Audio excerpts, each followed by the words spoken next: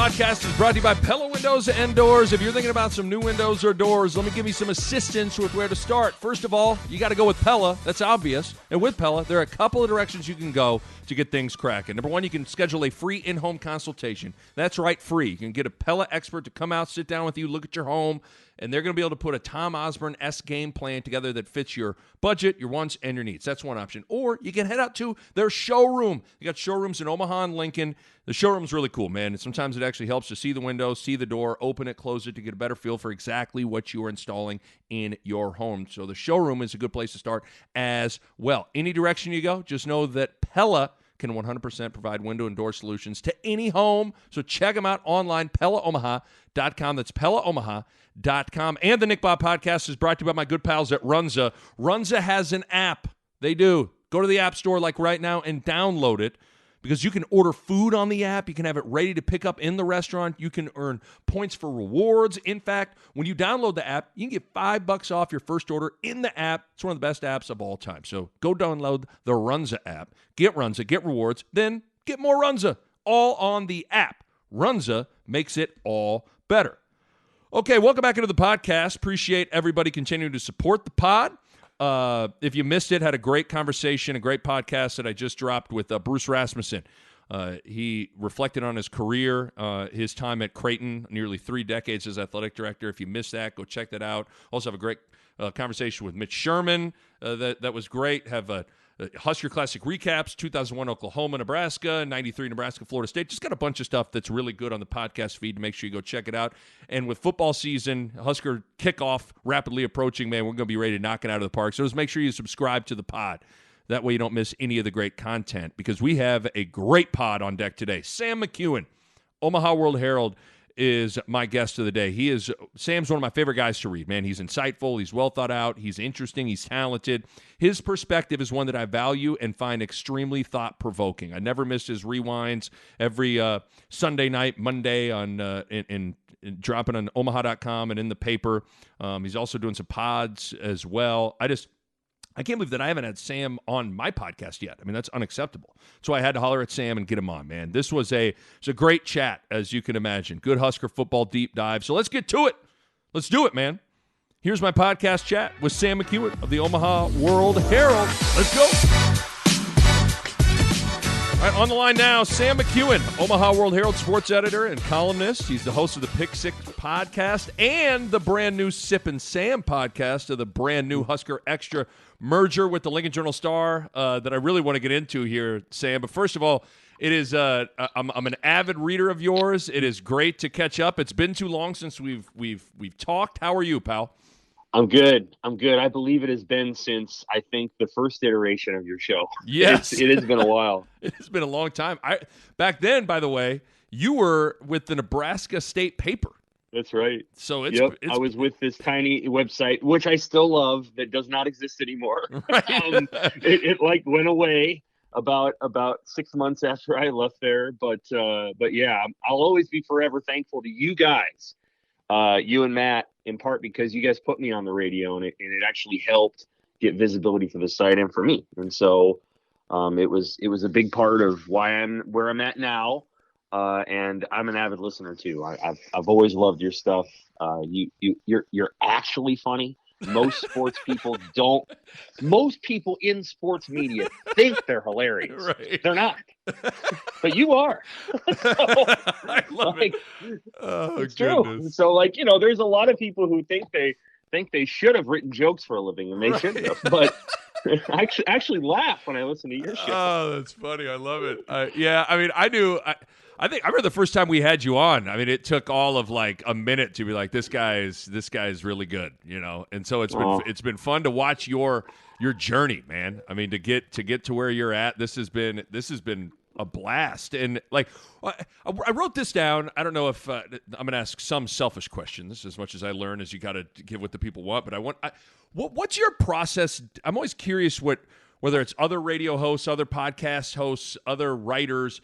What's your process like day to day? Are you one of those people that likes to consume other writers and radio shows and podcasts? Do you try to just stay focused and not get clouded with too many other opinions so you stay clear on what you think? What's your process like day to day as you are kind of like going through and trying to figure out what the next rewind's going to be or what the next story's going to be? Well, that's a good question. I probably, I try to stay fairly locked in on what I think most of the time. I will read quite a bit from a lot of different sources on national sports topics. Right. And I read a lot of Big Ten stuff. Locally, I would say that I eventually listen and read just about everything. And there are times when I'm like, I didn't even think of that. But I usually try to do it after the fact. So after I've, consumed my own thoughts and written those down, usually it's after the fact that I start looking at other people's stuff, because I don't want, just like you said, I don't really want to have some other thought process rattling around in there. I like reading other people's things. We've done the Sip and Sam showdown a couple of times. It's been interesting because I've never really done a back and forth with Sipple, and he'll tell you this. So it's not like we talked much at practice or anything. And so I've never, really had an exchange with him about a lot of these topics.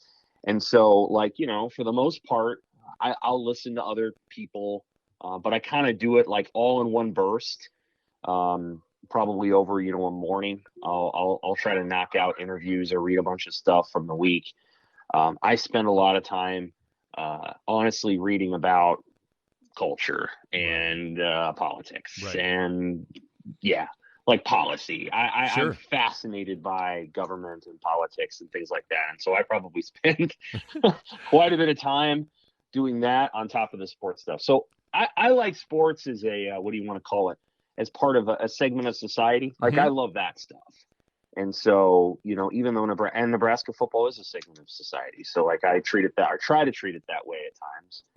And, but yeah, that's kind of my process. Right. Yeah. I like it. I mean, I think you're always trying to kind of tinker and figure out exactly what it works for you and your process. I've gotten to where I've tried to consume as much as I can, I just because, you get inspired, you'll get a thought will come in your head. Sometimes you'll be listening to someone else talk about. So I'll listen to you on Severe and Benning, and you guys will hit onto something that'll not necessarily say, I need to talk about that. Something you will say will spark, I want to talk about you never know where these ideas will come from. And it has been cool to listen to you and Sip. You've had 2 episodes drop. You had the second one, I think it dropped today. You guys talked about Adrian Martinez. Talk about the floor is yours. Talk about this Husker Extra merger with the Lincoln Journal-Star and what it is and all that good stuff. Okay, so we are owned by the same parent family, obviously, Lynn Enterprises, and I think the general idea for a while has been this, that you have 2 really, really good sports organizations in the Lincoln Journal-Star and the Omaha World-Herald who are good at covering Nebraska sports, but particularly Nebraska football. And so how can we leverage those combined staffs while we still have our own identities? And I think this is one of the strengths of it, is that there's World-Herald coverage of Nebraska athletics and the Journal-Star coverage is a little different. Mm-hmm.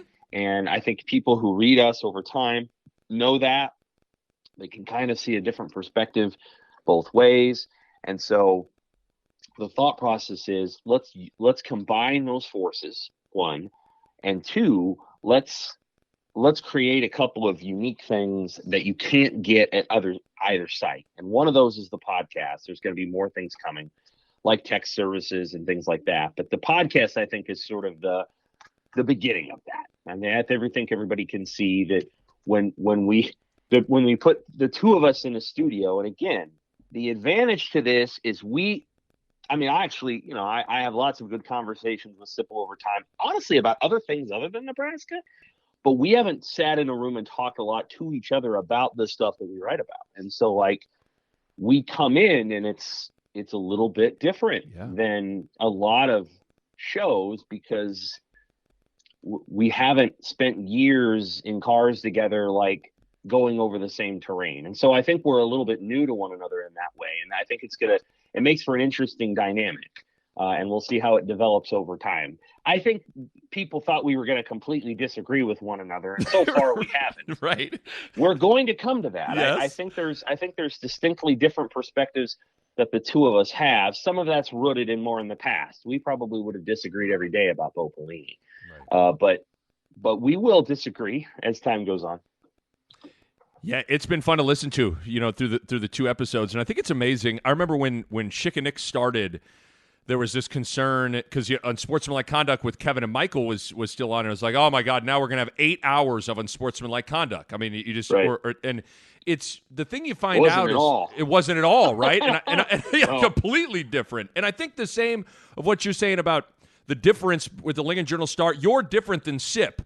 And Dirk is different than Parker. I know it's different kind of beats or whatever, but like I think the one thing that's cool is how you can have a pool of 8+ writers or whatever it is, and everybody comes at it a little different, which makes it fun. I think we as just consumers of great sports media covering Nebraska, like I think it's great, man. Yeah, me too. I think people are going to subscribe over time. It'll take a little bit of time, sure. I think, just because, hey, we're ironing out the website, but the podcast has been really popular so far. So we've gotten really, really good feedback on that. Well, everybody should go check it out. Sip and Sam Showdown. There's 2 episodes out. Both of them are really good. And your very first topic on the very first podcast with Sip is where I want to start our conversation. And one of the reasons I want to continue that conversation is because I was listening to the Yahoo Sports guys, Pat Forty, Pete Thamel, those guys, and they talked about Scott Frost and being on the hot seat. And some of those Yahoo guys on their podcast were saying that he needs to get to 7 wins. And man, I don't. Maybe I am in a Husker bubble and seeing what I want to see. I don't think he's on the hot seat, barring just a catastrophic year, where they win 3 or 4 games. But I kind of liked how you and Sip discussed it. I mean, I do think there's maybe a disconnect from the national perspective on this topic compared to the local perspective. How do you kind of size all that stuff up as we head into year 4 of Frost? National reporters are going to look at Frost as an entity and make him synonymous with Nebraska, which I understand that. I would probably do it too. When I look at Michigan, for example, I don't think of all the other things around Jim Harbaugh. I just think Jim Harbaugh. And so what I would say is that the conversation about Nebraska football, the crap that happened before Scott got there, is not on Scott's watch. And there was a lot. I mean, it was Riley, it was Bo, it was Callahan, it was Peterson, it was all these things. So a lot of that, he didn't have anything to do with it. Some of the things that have happened since he's got there are on him. I think he would have benefited from a slightly stronger hand in the athletic department than Bill Moose was, especially in handling a few situations like Maurice Washington, to be honest with you, because I think that wasted a lot of Scott's time. And Scott allowed that to waste his time. But at the end of the day, this isn't just about Frost. This is about the whole operation. And Trev Alberts has said this a couple of different times, and I think he's a key part of this conversation. And what I would say is, to me, it's a 2-year evaluation of Scott that I agree that if it's catastrophic, if it's 2-9 or 3, if it's 3-9, he's got to go, because then there's no hope and recruiting falls off a map, and you got 4 commits going into next season, and it's just no good. But I don't think they're going to have that kind of season. First of all, I think they're going to win at least 7 games. I believe that. Second of all, if you win 5 or 6, I think getting rid of Scott and moving on to somebody else that quickly threatens to destabilize everything that he has built over the course of 3 years. It just does. And to me, the conversation is not merely about, well, is Scott the right guy? But does Frost have all the people around him who can maximize his potential and make him the best head coach he can be? And that goes all the way up to the athletic director, to the operations people, to the associate athletic directors, all the rest, and his assistant coaches. Mm-hmm. Case in point, the jersey thing earlier this week. I don't know how much you've paid attention to this, and it's a small, stupid thing. Yeah, but it's an example. They advertise on the football Twitter account. There's going to be a jersey reveal in Havelock, an area I'm sure you're familiar with being from here. They block off a street. The people get there. The media's there. And Nebraska's people say, you can't show any of this, we'll lose our jobs. And I'm like, this is exactly what I'm talking about. It's a minor thing, and it probably never hit Scott's desk. But 2 days later, you got the little red uniform thing going out there, and you have these, these rumors. And I'm like, this is precisely what happens. Is it now? It's some dumb thing that's out there that's not true. The uniforms look honestly a lot like a Utah Utes alternate uniform. They're not, and the helmets are very cool. They're pretty standard, and nobody knows that because of the way that they handled this ridiculous jersey reveal rollout. And so, although that is a tiny minor thing, it's nevertheless an example of like how, goodness gracious, I mean, guys, let's just get these things right. And they struggle with that. And so it's a 2-year conversation on Frost. It's a 1-year conversation on almost every one of his assistants, though. Right. I think those guys have to produce now, or you cannot bring the same 10, 11 guys back if, and I'm talking mostly the offense here, let's be honest. Right. Right. I mean, the defense is it has gotten better. But you can't bring everybody back if you go 5-7 or 6-6, because people don't. 6-6 might get you to a bowl, but it's not good enough long term. It still is just amazing to me that we're having these types of conversations. Not to say they're not valid, they absolutely are. But I mean, I felt like when Frost was hired, there was this almost exhale for me, and I think a lot of the fans, that they were going to get out of the drama business and get out of the hot seat business and all that stuff. And I think some of that, Sam, is, the fans had a full take of patience when Scott Frost arrived, and that patience is almost empty now. And beyond just the losses, I think what has drained the patience are these two things: sloppiness and offensive aggression. Like, beyond everything else, like, now I'm just talking about the product on the field. Like, I think fans are a little more sane than people want to paint them out to be. They just want to see a well-coached team. As much as it pains me to say it, because I want to see the program succeed, they've not looked like a well-coached team. And then when and you want to see the identity of the program flourishing, like when Bo Pelini and the defense started to fall apart. Now, what are you really kind of leaning on? What are you pointing at? And I think those two things, beyond everything else, have drained the patience of the fans mightily. Absolutely. Yes. Last year, there are turning points in every coaching tenure. Honestly, the turning point for Mike Riley came very early, and people never really changed their thought process, and that was Illinois. Yeah. His very first year. Yep. And I think the thought process was, if you can screw that up as much as that play did, what the hell is going on? Right. And it was true from then all the way till the end of his time there. There was a lot of what the hell is going on moments within that program that increased exponentially once Bob Diaco got there. With Bo, it was the 2012 Big Ten championship. He talked a lot of, he taken a senior laden team. They rallied all season long. It was a thrill ride, actually. It was kind of fun. Then they got there and they got beat by a pretty bad Wisconsin team. And I saw it change in my email inbox.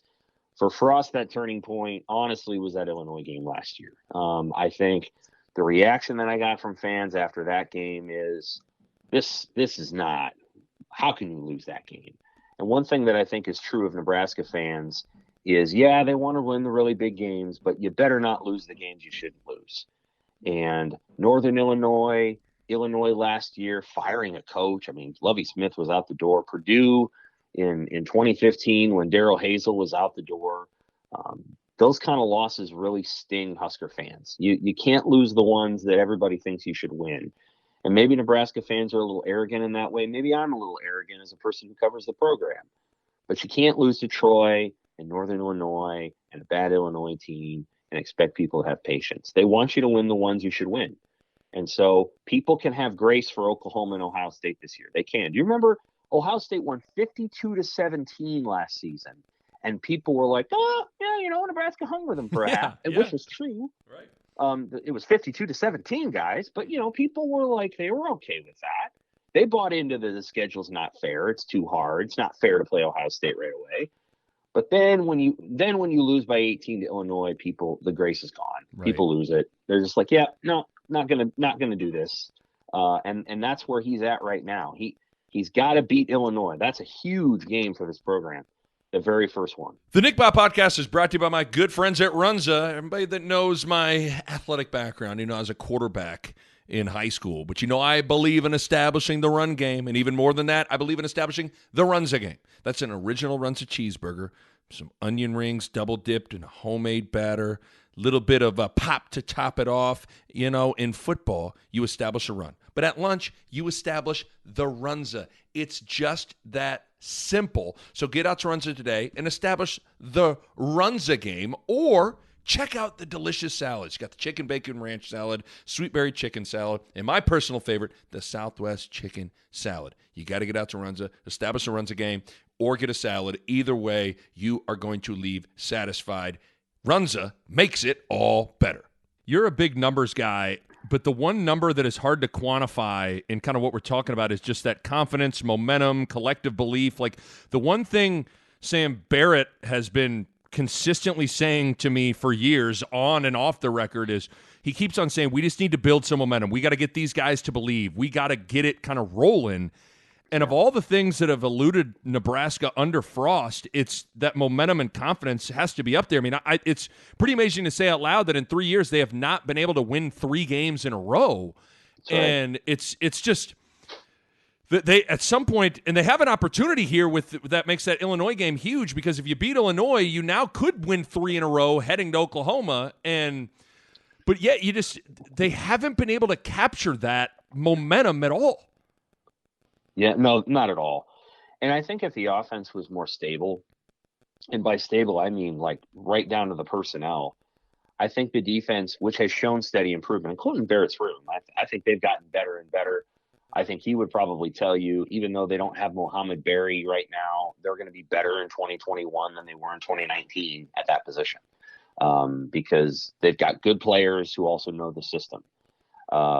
The defense has made that steady improvement, Nick. They've made it. No question. The problem is the offense has been volatile. And I mean volatile even from a personnel standpoint.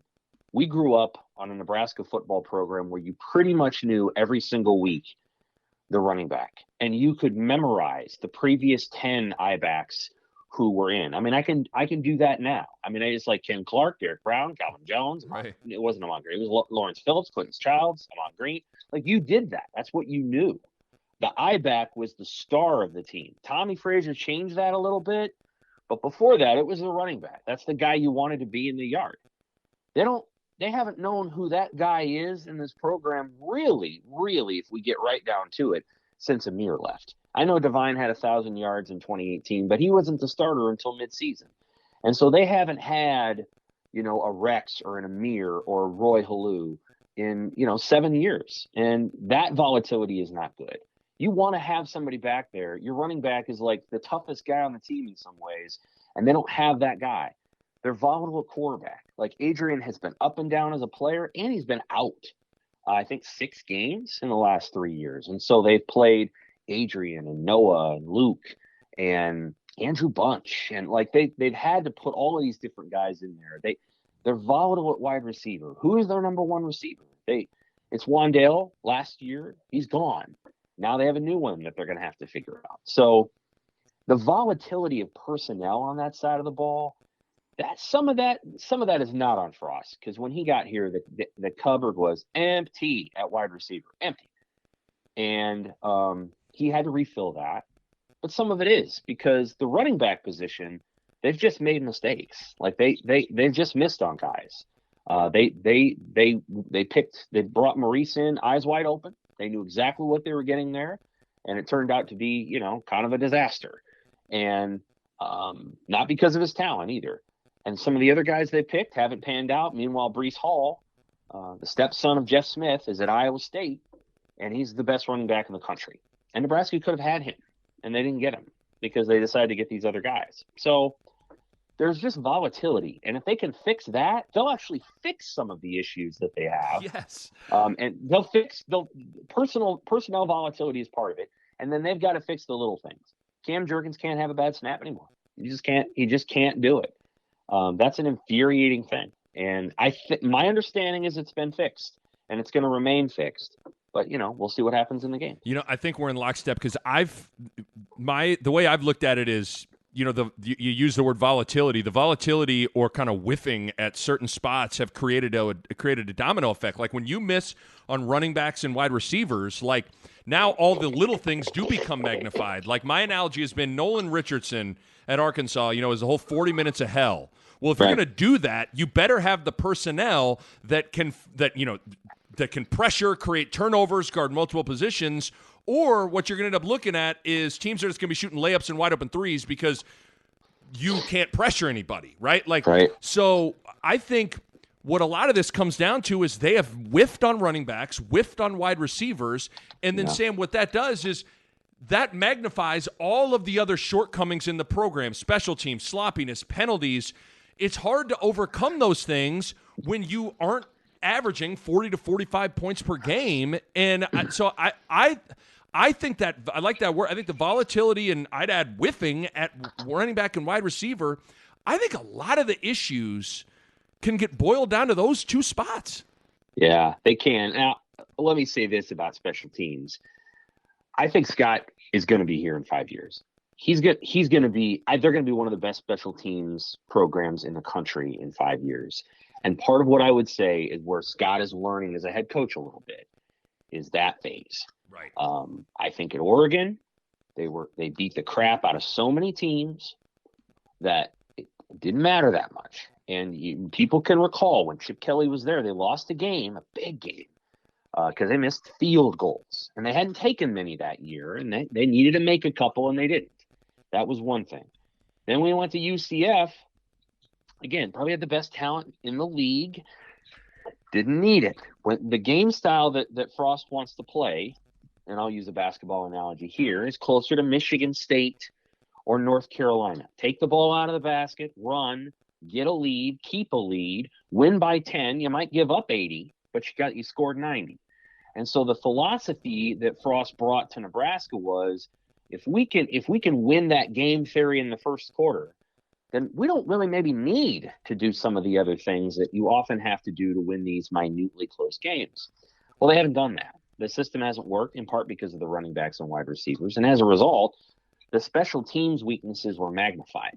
Yes. And I think Frost is learning.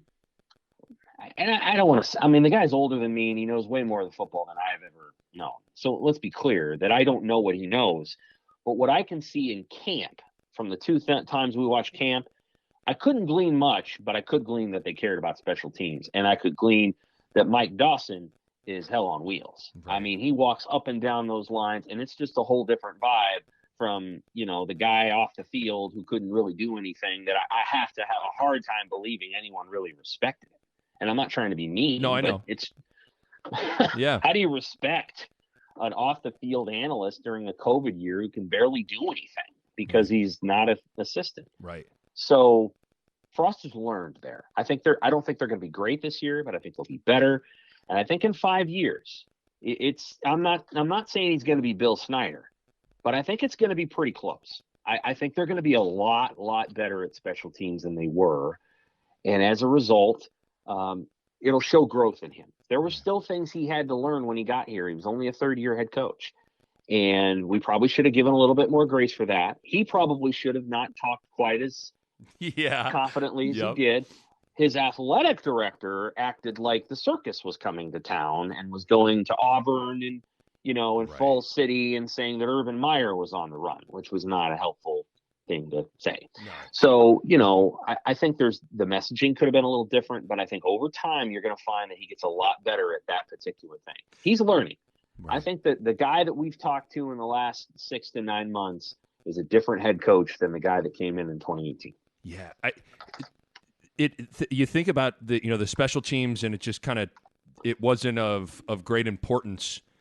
Think about the school he was, his coaching acumen came about under was Oregon, and they went for 2 every time they scored. Think about that. They didn't care. They didn't care about leaving points out there because they knew they were going to score again. So that's just a little snapshot of in the window. Not saying maybe Frost deep down inside was going for 2 plays and he didn't want to do that, but nevertheless, that was where he grew as a coach. He was in this environment. They're like, fuck it, go for 2 every play. You know what I mean? That's right. You know what I mean? And Yes, that school of thought can stick with you. It did. I think it did. I mean, I think that the team that we saw in 2018 was the closest to a Frost team that he had prior to coming here. That team could score. Adrian played free. He didn't have as much weight on him. That team looked like a team that was building, and we all kind of saw it, and we're like, oh, here comes that offense. They're scoring 30 points a game. Late in the season, they got Iowa on their heels. Yep. They dropped 50 on Illinois and Minnesota. Here it comes. And then that following year, it's like, well, here it hasn't come. And one of the reasons is, and people, 2 guys who were not drafted, Divine Azigbo and Stanley Morgan, remain by a wide margin the best running back and receiver that Nebraska's had since Frost got here. And he inherited both of those guys, right? He inherited them. So that's a problem. Right. And I think Scott has struggled to get that elite player. Some of that's on a coach who's no longer here, the wide receivers coach, Troy Walters. And some of that's on Held. And I like Ryan Held. And I think you hear him talking in camp, and he sounds like he's in the boiler room. Right. Like he knows that his job's on the line, and he's trying to sell, somebody over the phone. I mean, it's like, it's intense, and so I get it. He's really trying to coach these guys up fast, because for about 30 seconds there in spring, Jacques Yant was the number 1 back, and Held didn't really recruit him. That was a walk-on connection from Travis Fisher. And imagine, being in like a sales office, like your top client is some guy that, here you go. Right. Take this guy over here. Yeah. This is your top client now. That's Held's working his ass off, I think, to work with the guys that he recruited, that he believes in. Yeah, too. But you look at Sevion Morrison, and he looks a hell of a lot better than he did. And I think Gabe Irvin's a hit. So I am probably more optimistic. People may be surprised. This is Sam from the World-Herald. I'm more optimistic, I think, than a lot of people, because I'm pretty rigorous about the objectives. I'm like, this is what I think the team needs to be. This is where I think they need to go. And I'm not very dubious. I think they're going to get there. Now, it may not. It may fall apart if they lose at Illinois. All bets are off. Right. But if they win that game, they start 3-0, which they will if they win at Illinois. They can withstand whatever happens at Oklahoma. Even if it's a total crap show, they can withstand it, and they can move on with their season. And if you were asking me what they're going to start over the first 6 games, I still think it's going to be 5-1. I still think they're going to start 5-1. And if they do that, all they got to do is win 2 of the last 6. Right. And I think they can pull 2. Yeah. More than that, we'll see. But I think they can win 2 of them. Right. Yeah, I'm with you. I'm more optimistic about this season. I think some other people are. Okay, so you touched on a couple of which of these 3 issues then would you bet on improving this year? Running back production, special teams, or pass rush? Special teams. Okay. I think they'll get better there. I think they're going to have a kickoff specialist, whether it's Kellen Meyer or it's Brendan Frankie. They'll have someone who can kick it into the end zone and kick it all the way out. That may change as the season goes on. Meyer may be a guy that comes on later. But I think they're going to be better there. I think they're probably going to change the way they handle kickoff return, because as bad as kickoff has been, if you watch Nebraska's kickoff return the last couple of years, they appear to have no idea what they're doing on that play. I mean, none. I'm not sure they've had any idea what they've been doing for most of the last 6 years. But at least when J.D. Spielman was back there, you could sense J.D. had good vision and was able to navigate. But they've really struggled at that position. That particular play has been rough. I think they're going to get better there. And then if I was going to rank it after that, I'd go running back production. That may surprise people to hear it, but I think their running back situation is much better than it was last year.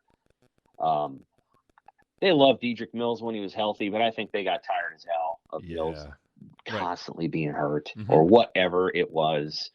And you can't make the club from the tub. And of course he wasn't in the tub all the time. And he grew up in a tough situation and battled through some injuries, but my goodness, he was banged up a lot. Yes. And that hurt him. Like, they were frustrated with that. And he was banged up for 2 years. And so I don't think they're going to run into that this year. And then the pass rush, they're going to tell you that Mike Dawson's done a really good job of coaching every guy up, which I think is accurate. They're going to be a little bit better there. But the reality is that they just haven't recruited that badass pass rusher yet.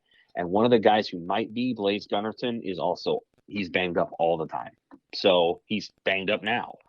So they don't have that sort of Randy Gregory, Kyle Vanden Bosch, Mike Ruckert. They don't really have that player right now. Right. The Nick Bob Podcast is brought to you by Pella Windows and Doors, and I want to talk to you guys about energy efficiency. And if you go into Pella's website right now, you look at it, and how about this? 1, 2, 3, 4, 5 different types of windows or doors by Pella won the Energy Star 2020 Most Energy Efficient Award. That's big-time stuff right there. And they achieved that in a couple of ways. They got insulated glass, which slows the heat transfer, keeping your home at a more comfortable temperature. They got types of low-E glass, which is a glass coating that has been optimized for your climate. They got triple pane glass, which you can upgrade to for increased insulating airspace. And within all of that, one of the keys is proper installation, which is key for window and doors to perform at their best. And you know the Pella experts are excellent at that. Bottom line, energy efficiency matters in making your home more comfortable,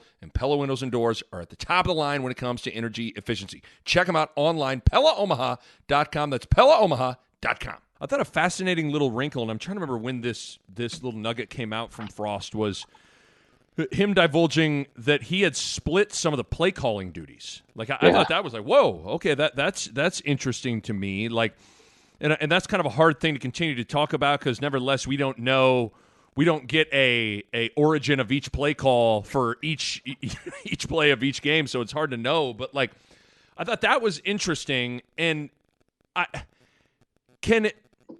here's a question for you. Can Scott Frost stay aggressive offensively and stay true to what he wants this offense to be, while giving the defense, who I think we're both pretty high on this year, while still giving the defense a chance to win them the game? Are those two things at odds? A little bit. How does that? Who wins that tug and pull, you think? I mean, if they can run the ball, then aggression becomes a lot easier. So if you can just run the ball downhill and you stick to it, you can pull that ball and you can throw it over the top. And that's aggression. Like, it'll look different, but it won't be, all right, 5 wides, this guy's going to run a deep corner. This guy's going to post and a post. And, that's his natural inclination, is to go fast, to throw short, long. He does that stuff, but I think if you run the ball downhill, you can still get aggressive in choice spots. And Tim Beck did some of that when he was the offensive coordinator at Nebraska, and they were able to hit some big plays.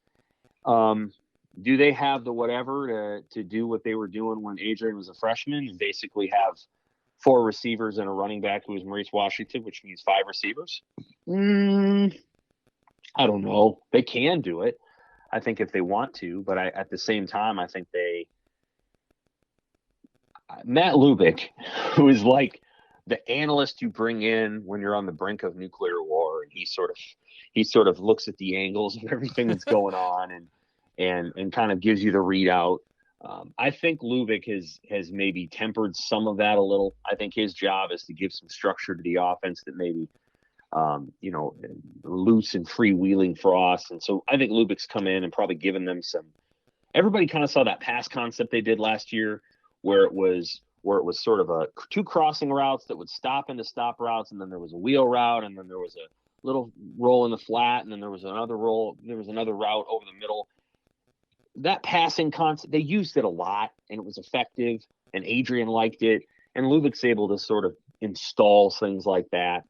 And then Lubick's helped him, I think, with tight end production.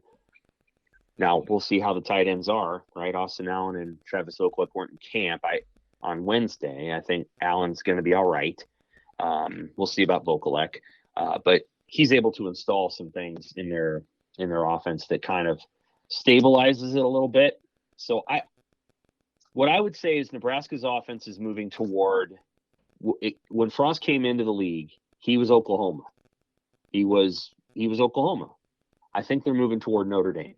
And Notre Dame runs a spread, but it's called a power spread. And I think what Nebraska's going to do is closer to what Notre Dame does. And I don't know that I would describe Notre Dame as a huge big play offense, but they can go get them when they need them. Right. Sam, when you guys have been doing the Husker camp countdown of players and ranking the players, it's always interesting to do those kinds of exercises because sometimes you may think a certain way, and then after diving through the roster, you may come away thinking something different.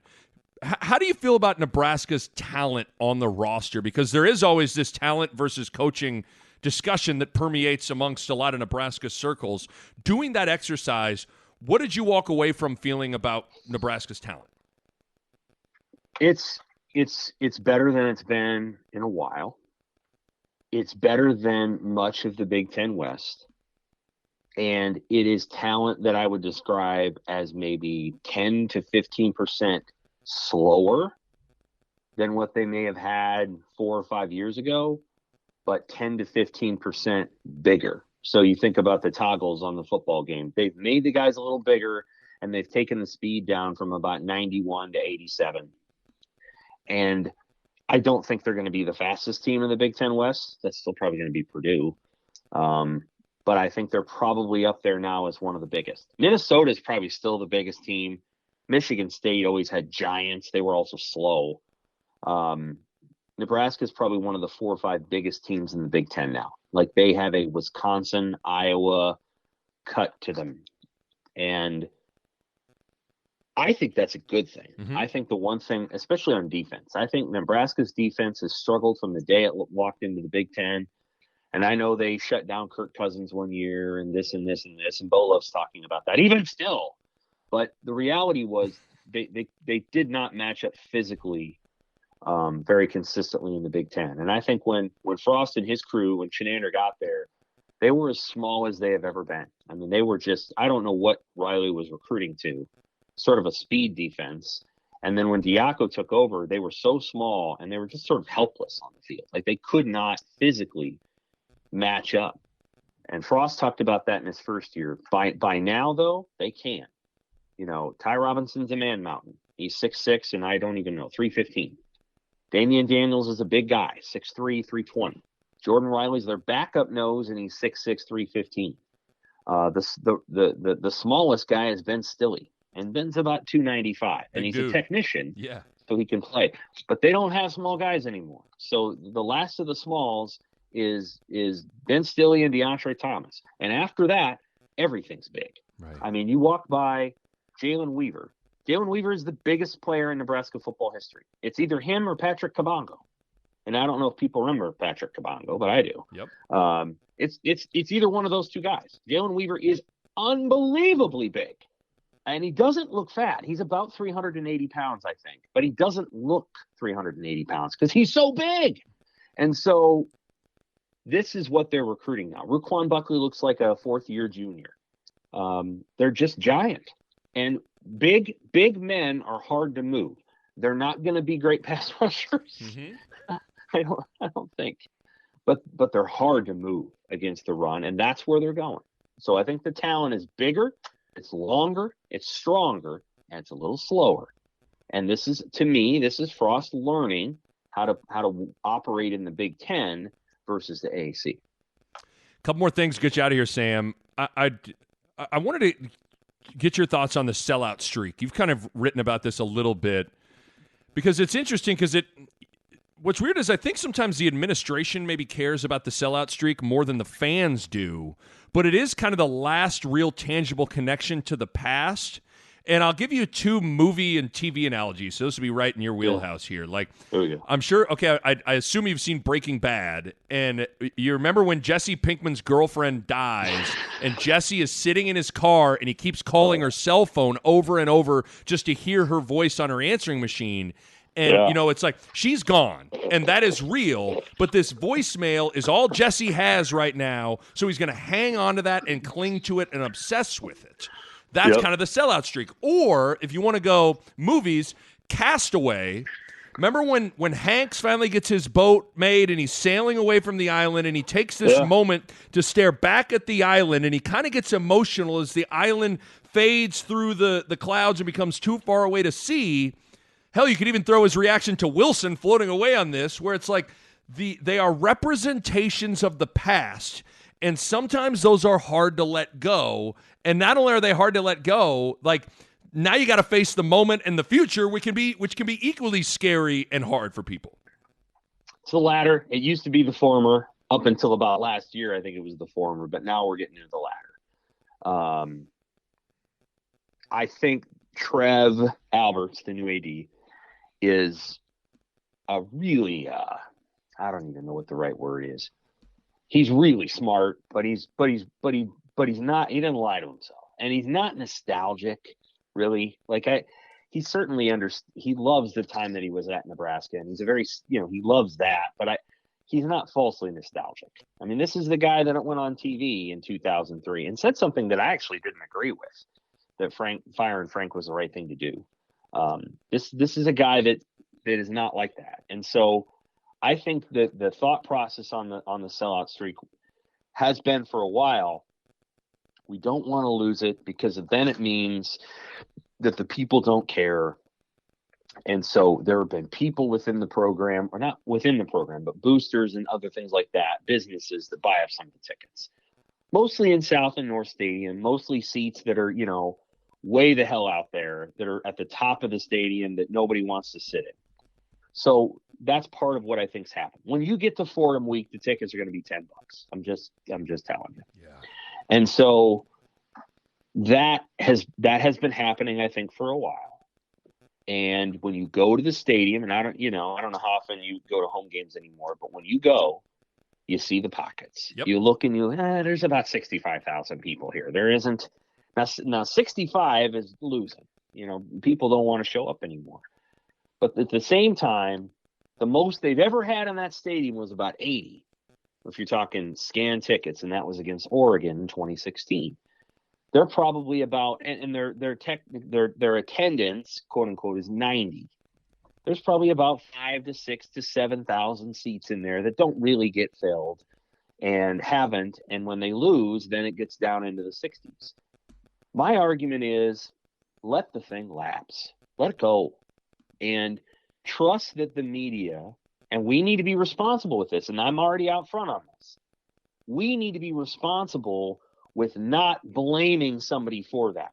Not Scott. Certainly isn't his fault. Not Riley. Not Bo.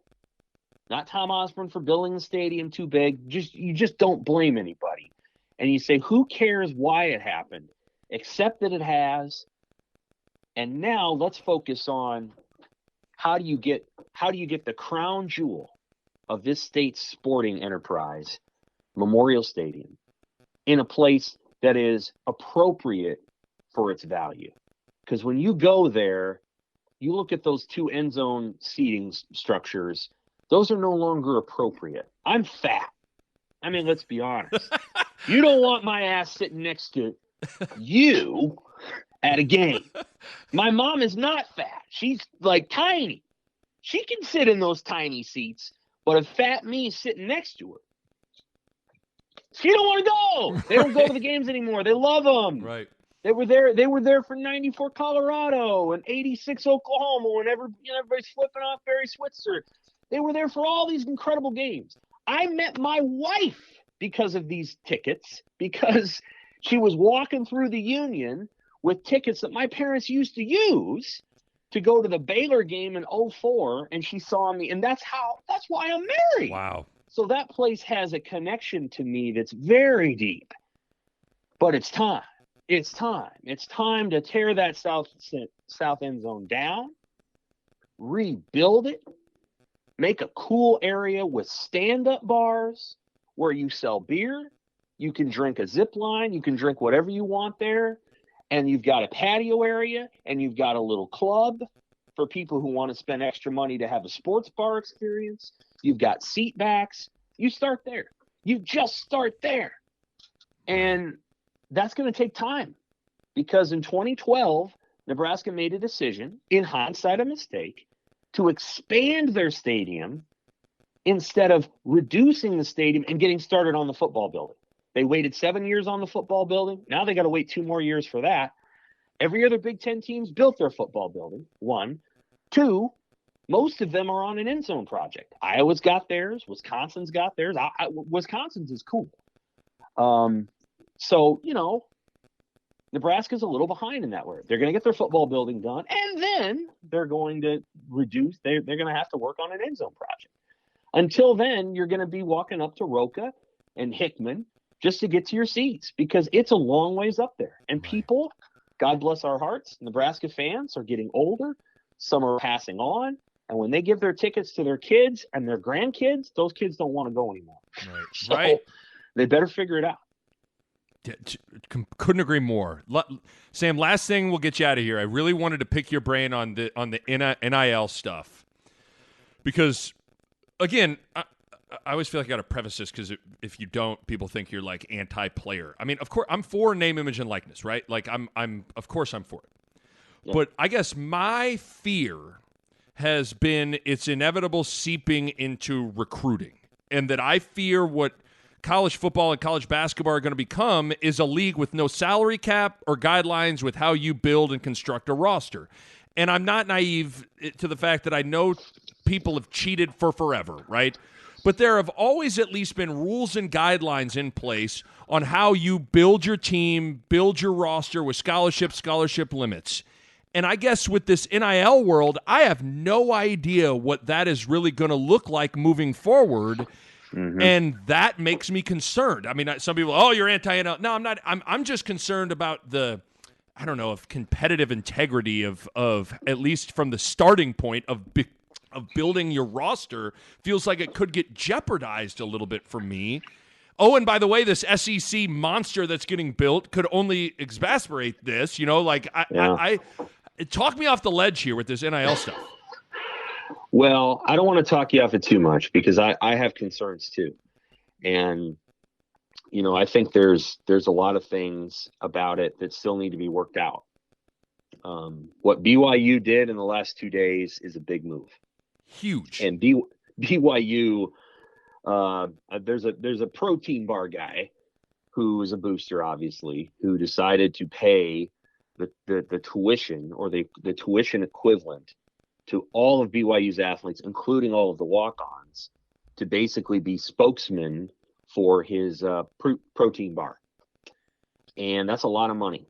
It's a lot of money. It's like, $500,000. It's like $250,000 for the walk-ons, but it's $500,000 otherwise. And that's the area that I think becomes a concern. Like, in terms of endorsement deals, I've said this on Twitter and I will say it again. The biggest beneficiary of NIL is Suni Lee, the gymnast who just won the gold medal and is going to Auburn. Or it's Reagan Smith, the swimmer who just won a gold medal and is going to Stanford. They're going to be the greatest beneficiaries of this, because they can literally make, or Gable Stevenson, who just won the gold medal and is going back to Minnesota. These are the biggest beneficiaries of this, because they can make whatever money they want. I mean, Suni Lee is going to make $10 million, and she'll also be able to compete for Auburn. So I guess the biggest beneficiary is Auburn, because Suni Lee was going to make that money either way. So those situations are truly athlete related. What I'm concerned about is, and I think there are other people are concerned, is this is now going to become an operation where you basically have de facto scholarships, because you cannot run this stuff through the universities for reasons that I believe are related to, if you run it through the university, then it has to be equitable among all the teams. Because you can't run these things through the universities, you create these kind of side funds and LLC corps over on the side that effectively create a scholarship fund for walk-ons and for additional players.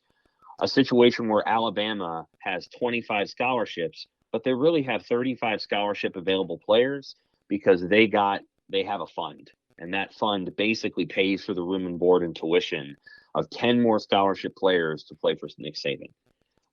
That's the kind of thing that I think the NCAA wants to try to stop, and it's toothless. The NCAA is completely toothless. It has lost all moral confidence in itself, and its member institutions have lost moral confidence in it too. And when something doesn't have moral confidence, it's toothless. It doesn't have any enforcement strategy. And to some degree, you can blame the NCAA for that. So some degree, you can blame the member institutions, and you can also blame the media. We have been mercilessly attacking the NCAA's integrity and its moral culpability for a long time. And when you do that mercilessly for decades on end, this is what you get.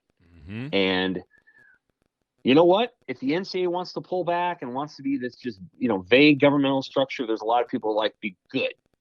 The NCAA stinks. It's terrible. It's done this. It's done that. Well, then who's going to run it then? Who's going to run it? Who's going to create the structure around any of this? And people don't have a lot of answers for that. It can't be Greg Sankey. No. Greg Sankey can't just run the sport. So people don't have answers yet for that, and they better start thinking of them because the NCAA is on the ropes, and it's about to fall to the canvas. Right. Totally agree. Sam McKewon, Omaha World-Herald. Read his stuff. Listen to his podcasts, the Pick Six podcast and Sip and Sam. Check out the Husker Extra merger with the Lincoln Journal-Star. Sam, I'm a big fan. This was awesome. Let's catch up in the season sometime, pal. Absolutely. Just give me a call anytime, and thanks for having me on. I know I can go on some rants, but I love it. I'm passionate about this stuff. I love it, man. This was perfect, man. Thank you so much. All right, take care. All right, my thanks to Pella. If you're thinking about a new window or a new door, now is the time. Check them out online on the web at PellaOmaha.com. That's PellaOmaha.com. And my thanks to my good friends at Runza. Best fries on the planet, great burgers, cheese Runza, delicious. The food is simply fantastic. Runza makes it all better. A Huda Media Production.